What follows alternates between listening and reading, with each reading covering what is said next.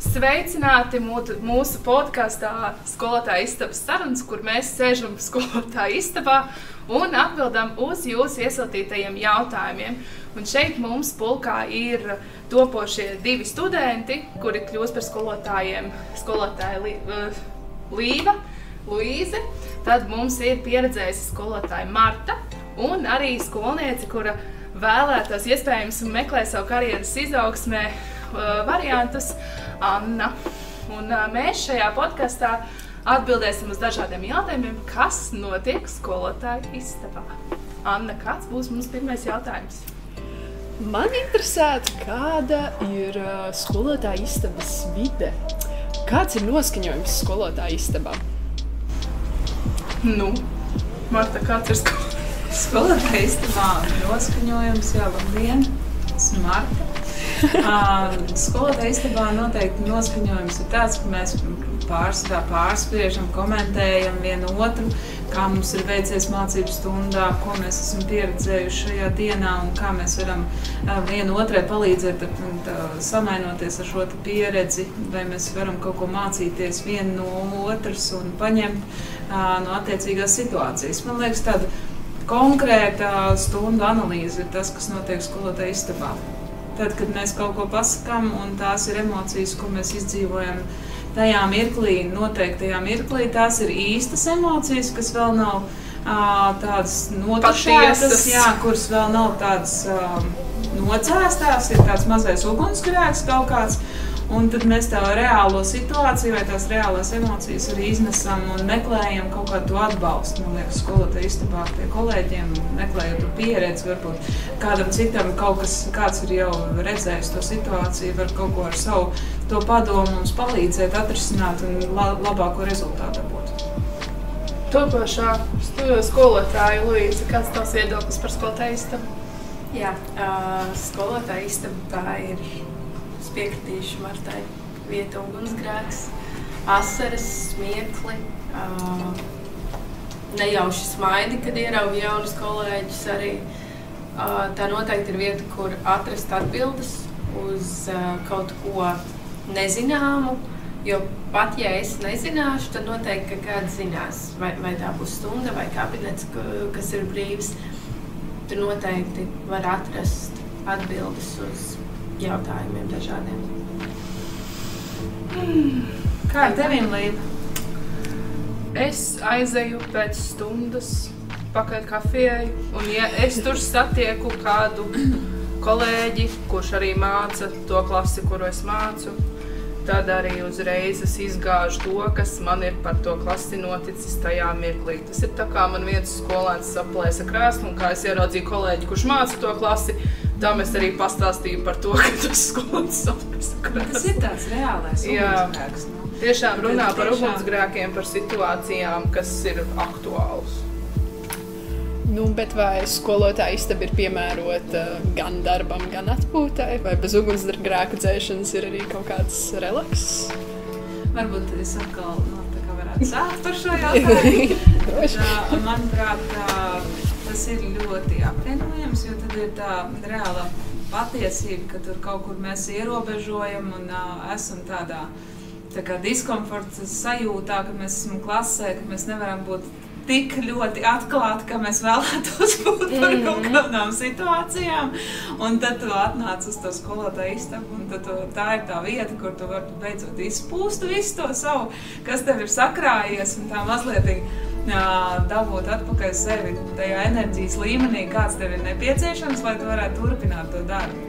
Un tad tā uzlāde, arī tā pozitīvā enerģijas uzlāde, ka mēs izrunājot vai nosaucot kaut kā savādāk tās situācijas vai iesaistītās personas, par kurām mēs runājam, kaut kādās savādākos vārdos, mēs atgūstam to līdzsvaru, to balansu starp to, ka mums ir, piemēram, tas negatīvais iekšā, vai mums ir tāds ļoti, mēs esam par kaut kādu situāciju ļoti uzvilkušies, tad tā pārunāšana, izrunāšana, man liekas, mēs varam atjaunoties. Tāpēc tas ir pozitīvā. Jā, tas pārvēršās, tās situācijas izrunājot, mēs dabonam atpakaļ to mūsu enerģiju, to pozitīvo, Jā, mēs varam iet atpakaļ klasē, darīt to, ko, un tas ir tas balans, kur mēs dabonam, tas ir, mēs nevaram strādāt tikai koleģiāli vai ievērot tur kaut kādas noteiktas, tikai robežas mums ir, ja mēs nebūtu savstarpēji, mums nebūtu tās draudzīgās attiecības skolotājiem savā starpā,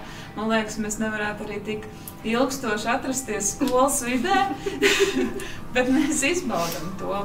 Tie cilvēki, ar kuriem mēs sastrādājamies, tie jau ir tādi kā mūsu tāda daļa no mūsu tādas kopā būšanas, dzīves pastāvēšanas, tādi biedri, tie ir tādi dzīves pastāvēšana, bet ir skaļi vārdi teikt, ka tie ir draugi, jo ierasts ir teikt, ka darba vidē tomēr ir, kad ir jānosprauž, tad jāsaprot, kas ir jānoliek, ko drīkst teikt, ko nedrīkst. Es nebaidos teikt, ka tam ir ļoti liela nozīme, lai tās draudzīgās sajūtas vai tās emocijas tomēr būtu tajā draudzīgajā līmenī, jo savādāk grūti būtu atrasties lielāko daļu dzīves tajā darba vietā, ja tev nav pašam, tu nejūties te tā kā mājās. Bet es tagad domāju, kā piemēram būtu, kā ir lielās skolās, Luīza, jo tu strādā lielākā skolā nekā mūsu. Jo mums, piemēram, ir mazs kolektīvs, mums ir, salīdzinoši vienkārši ar visiem kolēģiem, tā sarunāties, tāpēc es domāju, kā tev, vai tas pa vecumu posmiem, vai? Visbiežāk, jā, lielākajā skolā, mazliet lielākā skolā, tas ir skolotāja istaba vieta, kur tu vari satikt to kolēģi. Kaut vai pat ceļam uz kafijas aparātu, pat ceļam uz labierīcībām. Tas ir brīdis, kad tu vari satikt to kolēģi, kur iespējams neesi redzējis mēnesi, jo vienkārši jūs esat savā darba skrējienā. Jo pat, ja mēs esam tāds, salīdzinoši cieši sapīts kolektīvs, jo mūsu skola nav milzīga izmēra ziņā. Tāpat, ja es esmu pie klases, es nesatieku to kolēģi. Man pat ir bijis, ka es skolotāja istabā saskrienās kolēģi, viņi saka, tu biji slimības lapas, tu biji prom, es saku, nē, bet es tā neesmu redzējis. Un tā mēs saprotam, ka reāli tā saskriešanās ir tik maz, un kaut vai vienā stāvā stundas, viena uzēja pa vienām kāpnēm, otru pa otrām, mēs bieži vien nesaskrienāmies. Mums jau arī tā reizēm ir, ka nav jau tā gluži, ka mēs katru dienu satiekamies, bet mazā skolā tomēr pat ir interesanti, ko tas kolēģis tur aiziet apskatīties uz viņu kabinetu. Ir tie saspringtie momenti, kad ir kaut kādi termiņi vai ir daudz pārbaudas darbu, kas ir vienlaicīgi tur jālabo. Tas ir un vēl visādas situācijas, kas sagāžās vienā mirklī, tad jau tiešām aizmirstās mazliet, kā izskatās tie daži tie kolēģi. Vai? Es tieši aizvakar, es biju skolotāja istabā un es sēžu. Es laikam drukāju tās lieldienu molas un es redzu, atnāk 2 kolēģi. Mēs esam vienu dienu skolā, mēs neesam redzējušies kādu pusgadu. Nezinu, kuri tieši tie bija, es neatceros, bet tieši 2 skolotājas, viņas ir vienā dienā tā kā skolā reizē un pārējās dienās nesakrīt. Un tad, man tā situācija ar mūsu skolas psiholoģiju, es viņu esmu redzējis septembrī. Man viņa ir blakus, tāpēc es viņu biežāk redzu, bet arī tagad, piemēram, es esmu tajās pašās dienās, es nepamanu. Tīri tādēļ, ka vienkārši tā darba spriedze tik intensīva. Es esmu cēsīs. Tu jau. Tu jau. Un es esmu viņu satikos vienīgais stāvvietā. Jā, arī tā ir satikšanās vieta, tā kā. Jā. Otrā skolotāja istaba. Kas jūsuprāt skolotāja istabā vai stāvvietā būtu jāuzlabo? Vairāk printerus. Vārds. Es biju tik dusmīga, kad man tā kolēģi atsūtīja katru lapu atsevišķi drukāt. Un tad 20 minūtes bija aizņemts printers pirms stundām. Ir 15 minūtes līdz stundu sākumam. Atbrauc uz darbu, mēģinu izdrukāt.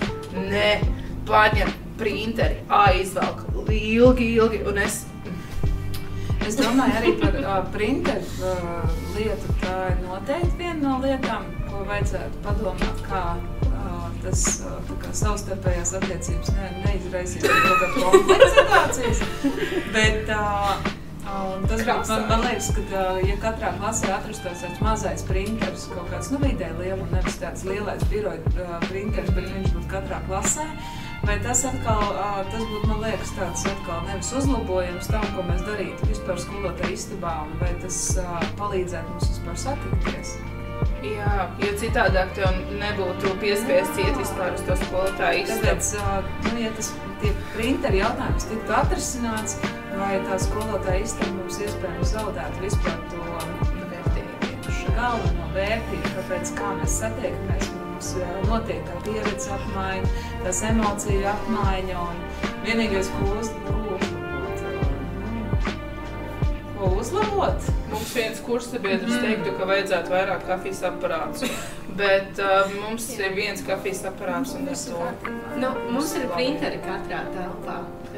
Tas nav tehnisks vājprāts tādā ziņā, ka izbeidzas vienam printerim, un tad visam stāvam toneris izbeidzas, tad papīrs visam. Man tas būtu tehnisks vājprāts man klasē, jo man gadījās tā, kad iedegās gaismiņa printerī, ka jānomaina kārtričs. Un es taisīju vaļā to vāku, un es ņēmu ārā, un man vienkārši pa visu skolotāju istabu bija viss vēl printeri. Un jā, tā kā es iedomājos, ja man būtu vienai pašai savs printeris, tas būtu ļoti interesanti. Un tad vēl iedomājies, tu vēl printēt, tie visi printeri gan jau zinot skolas, viņi gan jau būtu viena stila, visiem būtu viens nosaukums. Vai nu sazina, aizsūt uz nepareizo printeri, tad tu ej un meklē pa kabinetēm, kurā to printeri esi izprintējis. Tas būtu, tādā ziņā, ja būtu visi skolotāju istabā, piemēram, 2 lielie printeri, vai arī, piemēram, viens lielais, kur tā kā melnbaltā vienkārši ir kopija, un tad ir viens tāds maziņais krāsains. Jā, tādā ziņā tas būtu. Tad mēs noteikti zaudētu vienkārši to skolotāju istabu. Jā. Jēgu, jo kāpēc, lai es iet uz skolotāju istabu? Es nezinu, mums īstenībā skolā diezgan paveicies, jo mums ir, piemēram, pat kopīgā pat tā puzle. Jo es tiešām šaubos, ka citās skolotāju istabās Latvijā būtu tāda kopīgā aktivitāte, ko skolotāji savā brīvā laikā varētu iet un darīt. Jā, tādā ziņā. Tā bija pirmā lieta, kas man ir, jūs laikam puzles skolotāju istabā, tā kā wow! Tas tāds riktīgi kolektīvi saliedējošs pasākums, tā neformāli un tā ļoti pastarpināti tā, ka tu vari aiziet, atpūsties, atslēgt to, ka kāds skolēns kaut ko tur ne to ir izdarījis, un vienkārši aizēj un ieliec to puzles gabaliņu, sakārto sev kaut bišķiņ to dzīvi un aizēj atpakaļ savā darbā. Jā. Tādā ziņā. Paturpinot par to printeru sāgu. Mūsu skolā nav tā, ka mums ir tagad visiem vienādi printeri. Jā, sakrīt kabinetos dažos tie printeri, bet nav visur vienādi, un tas printeris ir savienots tikai ar tavu datoru. Tad iespēja, ka es aizsūtīšu uz kolēģis datoru, ir absolūti 0. Un līdz ar to mums nav tāda milzīga problēma. Bet tāpēc skolotāja istaba ir tukša? Nē. Vienmēr gadās, ka tur ir kolēģi, pirmkārt, kuriem nav audzināmās klases, jo mums ir sākums skolas specifika, mums ir audzinātāji, un tad ir daži priekšmetu skolotāji tikai pa visu skolu, kuri pārsvarā uzturas savā brīvajās stundās, citu pienākumu stundās skolotāja istabā, un tad pat, ja man ir brīvstunda, es tur ieeju, un man pietrūktu tāda bezmazai lapiņa, lūdzu nerunā ar mani šobrīd, es gribu mazliet pālpot. Jo citreiz gadās, es domāju, ka arī jums dažreiz gadās, ka atnāk kolēģis, kurš ļoti grib runāt, bet tev nav resursa. Uzliec tādu pufu nomārķētu skolotāju istabā klusumā. Sensorā klusumā. Pārdedzis no kaut kāds konflikts situācijas. Trīt rokas, viss, nevar vairs savākties, tu sēdi. Cerams, ka tā nav. Nē, tas ir nav tik liekliņams, protams, nē. Nē, kā skolotāji. Skolotāja istabā, protams, jābūt. Kur sēdēt, kur printēt, kur datorā sēdēt un kur kafiju uztaisīt un galdiņš vienkārši, kur pačelot un pasēdēt. Mums šobrīd viss ir, bet es ticu, ka arī lielā daļā Latvijas skolu tas nebūtu. Bet uz to vajadzētu tiekties, lai vairāk piesaistītu skolotājus. Varētu būt visu laiku regulāri bezmaksas svaigi augļi. Tas būtu. Tā ir ļoti labi. Nē, tas ir diezgan, tā ir tāda riskanta ideja. Labi, pirmo nedēļu būtu svaigi augļi. Un tad jāapnīk. Starp citu, es zinu vienu līdzīgu praksi. Tas gan ir tādā pavisam mazā skolā, kur ir tā dēvētās pienesuma dienas, kad skolotāji paši sadala, kad viņi atnes kaut kādu našķītu kolēģiem, ko arī pie kafijas. Mēs nedalām, mums ir tikai viens cilvēks, kas to. Jā, tātad tur, nezinu, piemēram, pirmdienā Līva nesīs tagad našķīti, es nesīšu otrdienā un Marta trešdienā. Es skolotāji nes cepumus. Viņi ir pēduši, viņi zina, viņiem pašiem nekas nav jāgādā. Mēs pārējais sagādājam kafijas pupiņas kopīgi. Mēs nodrošinām, ka mums ir kafija. Ko tu esi? Jā, tā kā... Jā, aizgās. Mēs varētu iet nākamā. Jā, okay. Jūs jau pieskārāties tai ugunsgrēku dedzināšanai, un tad jautājums ir, kādas sarunas visbiežāk notiek skolotāju istabā? Konkrēti sūdzēšanās. Ir sūdzēšanās, tad ventilātoru darbīgi vienkārši izlaist ārā bez nekāda mērķa, jo bieži vien jau pat nesagaida to atbildi, tam vienkārši vajag izlaist no sistēmas. Jā. Un tad izlaid ārā, tad tāds, es tagad zinu, kā tu atrisināt, paldies, neko no nesaki. Galvenais ir pateikt skaļi, izlaist to situāciju. Nevis cauri visiem, bet vienkārši, ka tu esi to skaļi pateicis, tu esi to apzinājies, tu esi sapratis to, ka tev ir nepieciešams kaut kāds risinājums, un tad, kad tu to skaļi pasaki, tu viņu apzinies, tu pats arī atrod tos jautājumus, gluži kā pie psihologa. Tas tā kā aiziet uz skolotāju istabu, tu apzinies, tātad, kāpēc tu esi atnācis, kādu palīdzību tu tā kā meklē, kādas būtu tie nākamie soļi, un tu jau pasakot to, apzinoties, un tu arī atrod pārsvarā to risinājumu. Tu nevienam neuzliec papildus slogu ar to, vienkārši tu meklē, kā pieredzējis skolotājs, vienkārši meklē, ko es tagad darīšu, un tu esi izsūdzējies, tu arī tās emocijas esi apdzēsis, tā kā es nomierināju, es piedāvā psihologs kaut kādas, ja tu esi sadusmojies, kāda būs tie tavi algoritms, kā tu nomierināsies, piedāvā skolēniem. Tas ir arī, man liekas, tāds algoritms priekš skolotājiem, ka tu aizies uz skolotāju istabu. Tagad izsūdzējies esi, un tagad tu esi pateicis visu, ko tu domā, ko tu arī nevajadzētu varbūt reizēm teikt. Bet to mūsu, esmu dzirdējis tādu komentāru, ka mūsu skolotāja istaba ar to atšķirās, ka citās skolās neko tādu nedzirdēs. Par kaut kādām situācijām vai par kaut kādu konkrētu nosaucot kaut kādas lietas konkrētos vārdos. Bet tas mūsu starpā, mums kaut kā tā sinerģija savā starpā starp skolotājiem ir tik pozitīva vai tik pretīm nākoša, kad tu pat par otru kolēģi nepadomās nekad kaut ko sliktu, bet tu vienkārši pieņem, tu izproti, bieži vien tu par to pasmējies un dodies tālāk. Jā, un pat ja kādreiz gadās, ka atnāk ar, tie tavi bērni, nav mani bērni. Tā kā ir tie daži komentāri, kas ir tāda eļļa vai benzīns ugunī, bet atkal tad, ja es esmu tur bijusi un jau tā kā nomierinājusies, uzņēmusi spēkus, visu pārējo, tad jau es to varu tvert mierīgāk un saprast, kur tā problēma guļ tam, kurš nāk tagad man stāstīt savu sāpi. Bet es pilnīgi piekrītu tā kopējā, arī pēc tā, ko Līva stāsta par skolu. Jums te ir tāda ļoti, ļoti laba aura. Skolotājas starpā.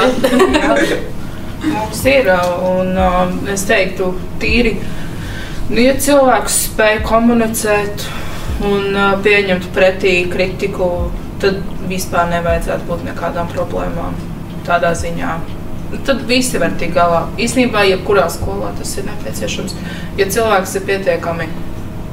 Jā, galvenais ir neturēt tas, ar ko mēs saskaramies tagad vispār skolotāju starpā, vai kāpēc viņi skrien projām no skolas, bēg projām no skolas, tikai tāpēc, ka trūkst tā komunikācijas daļa, kad tu nestāsti situācijas, kādas viņas ir, tu ļaujies reizēm, ka tu tiec pazemots vai kaut kur aizskats pats emocionāli no skolēnu puses vai no kolēģu puses, pasakot kādu komentāru, un tu to kritiku nevis pieņem tā veselīgi un sevi izvērtē un padomā, kur tu varētu kaut ko mainīt, bet tu iekšēji pārdzīvo, tu nevienam to nestāsti, un tas beidzās pārsvarā ar to emocionālu izdegšanu, un tad tas jau ir tādā līmenī, ka tev ir nepieciešams jau ārsta apmeklējums, jo tas ir kā diagnoze, ko es tagad uzzināju, ka tā ir slimība. Un atveseļošanās posms ir ļoti ilgs, ir nepieciešams rehabilitācijas un tā kā psihologa konsultācijas, un lai tu atgūtu atpakaļ savu līdzsvaru, ir diezgan ilgs periods. Tāpēc tas, kas mums ir jāmācās noteikti, ir laicīgi pamanīt to, ka mums ir kaut kādas problēmas vai kaut kādas lietas, kas ir sakrājušās, to ātri izventilēt, lai nekas nesakrājās un lai nav tādas lietas kā izdegšana. Lai mēs varētu palikt arī šajā skolā strādāt, viss mūsu kolektīvs tāds, kāds viņš ir. Precīzi, tā sajūta, tu arī redzi, ka varbūt dažreiz tas kolēģis sāk stagnēt, paliek skumīgāks acīs un tam līdzīgi ir jāapstājas tajā pašā skolotā istabā un jāpajautā, kā tev iet? Man viss kārtībā. Varbūt tev viss ir kārtībā. Tikai jāpadomā par to, kā tu to jautājumu uzdod, tev viss kārtībā.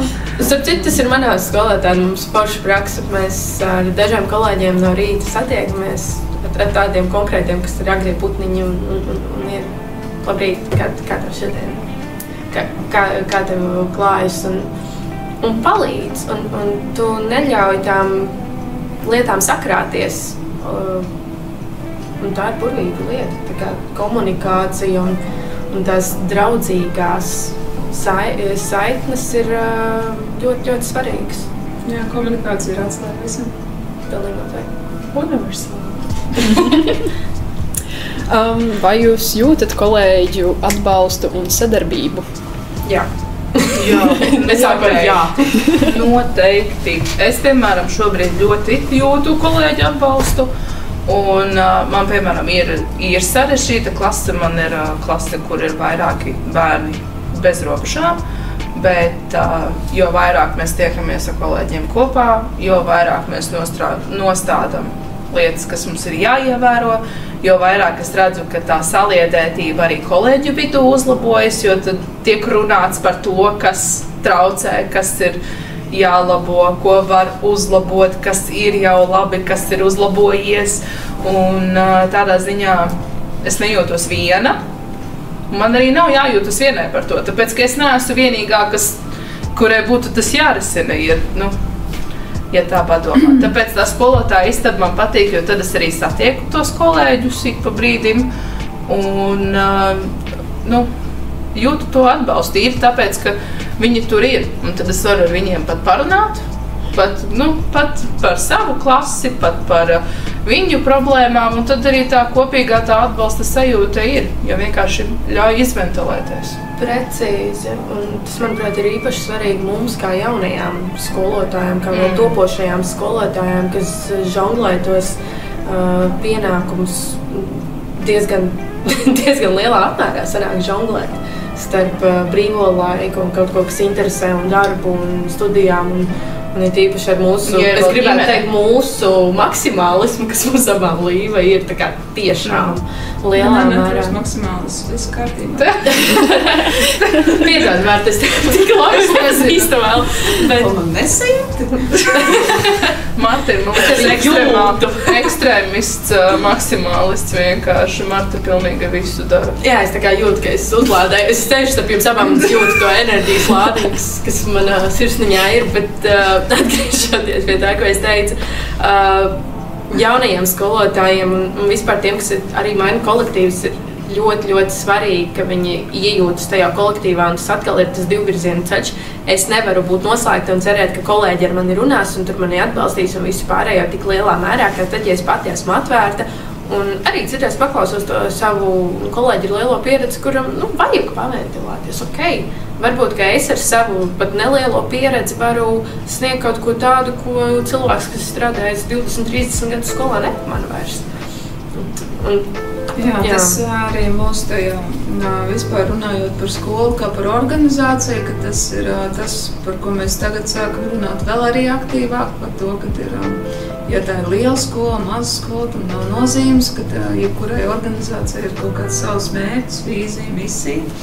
Un tās ir tās lietas, kas tad ir vieno visu skolu, arī skolotājus, un ja viņi skaidri zina un izprot, ko tie vārdi ir nozīmēt tieši katrai organizācijai vai skolai, tad arī tā nerodās kaut kāda tāda sadrumstalotība savā starpā un tā kopējā tā sadarbība, tad vairs nebūs jautājums par kaut kādām lietām vai par situācijām, kuras mums būtu tā kā jārisina.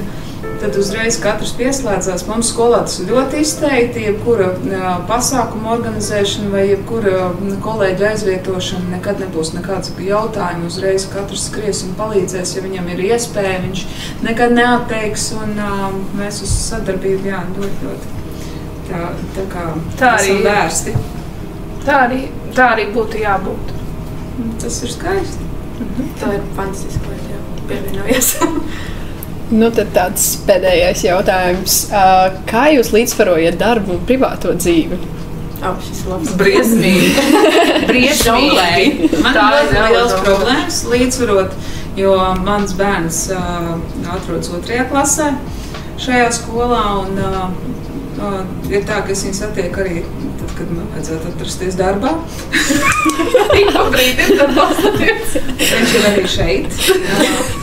Bet man tas līdzsvars nav nepieciešams, jo es esmu ieguvusi kaut kādu savu personīgo balansu starp izglītības iestādi, kur es atrodos, un savu personīgo mērķi, kaut kādu izaugsmi. Tas viss ir apvienojams šajā vienā iestādē, tāpēc man tas balanss nav tik ļoti nepieciešams. Es varu arī atbraukt svētdienā, ja ir nepieciešams uz šejieni, jo es skolā jūtos tiešām kā mājās. Piemēram, šis šodienas atgadījums. Mēs bijām uz Jānciepa bibliotēku ar savu klasi. Mums bija Aspazijas dienai 160 gadus jubilejas atceras piemiņas diena, kur mēs runājām, viņi tika iepazīstināti atkal pilnīgi par dzeju. Un tad mēs atgriezāmies un uz to mirkli, tad, kad ir pusdienas laiks. Un mēs ienākam iekšā un Dežurāns saka, pusdienas jums ir galdā siltas gaida. Es teicu, tā kā mājās mums sagaida jau ar paziņojumu, ka mums jau ir pusdienas uz galda uzliktas. Kaut vai viena tāda frāze, bet tas tā sasilda sirdi, ka tu esi te gaidīts un tevi gaida, sagaida jau ar smaidu. Tam ir liela nozīme, lai tu arī nejustu tik šausmīgi liela tās robežas, kas ir mājas, kas ir darbs, lai tu jūties arī savā darbā tāds mīlēts, gaidīts un patīkams. Jā, arī ir svarīgi, ka sameklē kaut ko, kas patīk, kas uzlādē brīvajā laikā. Piemēram, man tā ir skriešana, kaut kādas fiziskās aktivitātes veikt. Citiem tas varbūt nezinu, grāmatu lasīt, man dažas kolēģis es brīnos, kā viņas tik ātri un tik daudz izlasīt.